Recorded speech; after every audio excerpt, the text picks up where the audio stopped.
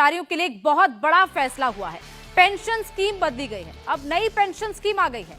अब यूपीएस यानी कि यूनिफाइड पेंशन स्कीम को मोदी कैबिनेट से मंजूरी मिल गई है। 25 साल तक काम करने वालों को अपनी आखिरी सैलरी का 50% हिस्सा पेंशन के तौर पर मिलेगा और यूपीएस के तहत सारा पैसा सरकार देगी। इस स्कीम के 5 पिलर्स हैं। सबसे इंपॉर्टेंट विषय था कर्मचारियों की तरफ से कि हमें अश्योर्ड अमाउंट एक चाहिए, जो बहुत लॉजिकल और वाजिब रिक्वायरमेंट था। तो इस डिमांड पे एक मेथोडिकल वे में काम करके और एक्चुअरियल साइंसेस, जो लोग आगे का भविष्य का रिक्वायरमेंट वगैरह कंप्यूट करने का एक तरीका होता है जिसको एक्चुअरियल साइंस बोलते हैं, उनके साथ मिलके कई तरह के फाइनेंशियल मॉडल्स को प्रोजेक्ट करके और सबके साथ मिलके एक सिस्टमेटिक तरीके से 50% अश्योर्ड पेंशन, ये इस यूपीएस का सबसे पहला पिलर है।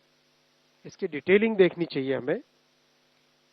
जो ये अमाउंट मिलेगा वो रिटायरमेंट से पहले के 12 महीनों की एवरेज बेसिक पे का 50% होगा। मैं रिपीट कर रहा हूं, अश्योर्ड पेंशन का जो अमाउंट है that will be the average of basic पे ऑफ 12 मंथ्स बिफोर सुपर एनुएशन, उसका 50% होगा। और इस फुल पेंशन के लिए जो क्वालिफाइंग सर्विस रहेगी वो रहेगी 25 इयर्स, यानी 25 वर्ष तक अगर किसी ने काम किया है, सेवा की है, तो उसको फुल पेंशन यानी जो ये अश्योर्ड पेंशन का अमाउंट है वो मिलेगा। 25 साल से अगर कम है लेकिन 10 साल से ज्यादा है तो उसमें प्रोपोर्शनेट पेंशन रहेगी, प्रो रेटा वो पेंशन का अमाउंट बनेगा। जो कभी किसी कर्मचारी की डेथ हो जाए तो फैमिली पेंशन एक बहुत बड़ा, स्पाउस के लिए ये बहुत बड़ी एम्प्लॉयज की एक रिक्वायरमेंट थी, डिमांड थी।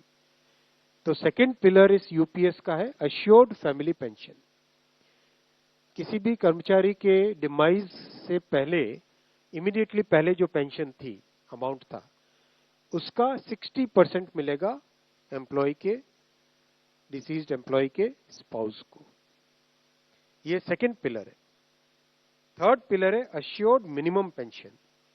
कई बार देखा कि सर्विस कम होती है और कंट्रीब्यूशन जितना हुआ है उससे एक सफिशिएंट अमाउंट नहीं मिल पाता था, और ये अपने आप में एक बड़ा विषय था केंद्र सरकार के कर्मचारियों का और एनपीएस में जुड़े सभी कर्मचारियों का।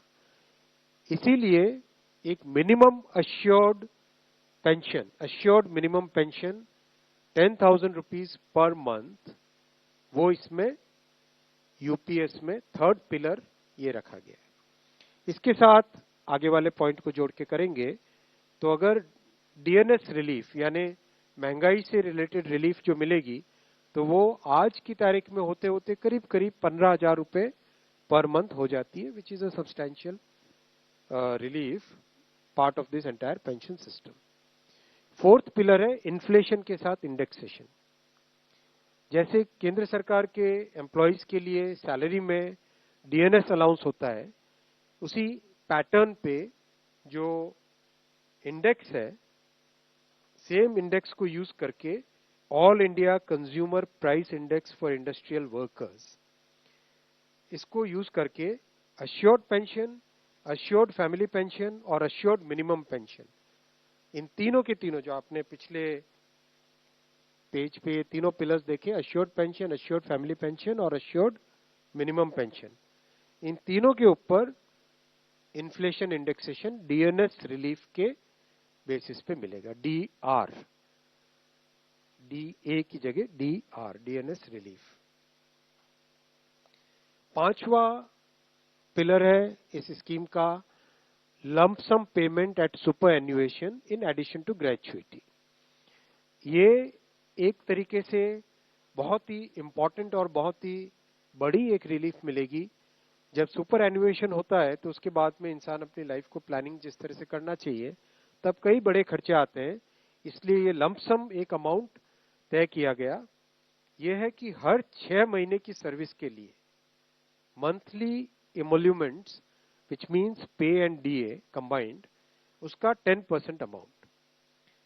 तो ये एक अपने आप में सब्सटैंशियल एक अमाउंट रह जाएगा। जैसे मान लीजिए किसी का 30 इयर्स की सेवा है तो उसमें करीब करीब 6 महीने की सैलरी, सोमनाथन साहब दैट्स करेक्ट ना, करीब करीब 6, तो उसको 6 महीने की इमोल्यूमेंट्स जो उसकी रहेगी पे प्लस डीए मिला के, वो एक लमसम अमाउंट की तरह मिलेगा।